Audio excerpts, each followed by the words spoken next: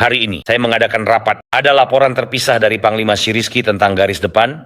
Arah Donetsk adalah yang paling keras. Zaporizhia, Kherson, wilayah Kharkiv. Detail mengenai Kursk, pertempuran yang melibatkan militer Korea Utara. Mereka mengalami banyak kerugian, sangat. Dan kita melihat bahwa militer Rusia dan pengawas Korea Utara sama sekali tidak tertarik pada kelangsungan hidup orang-orang Korea ini. Semua yang mereka lakukan membuat kita tidak mungkin menangkap orang Korea sebagai tawanan. Mereka dibunuh oleh rekan-rekan mereka sendiri. Ada fakta-fakta seperti itu. Dan dalam serangan, Rusia mengirim mereka dengan cara agar mereka memiliki perlindungan yang minimal. Hari ini ada laporan tentang beberapa tentara dari Korea Utara.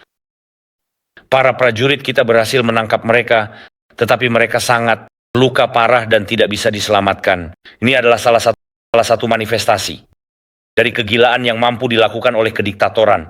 Rakyat Korea tidak boleh kehilangan orang-orang mereka dalam pertempuran di Eropa, dan ini bisa dipengaruhi.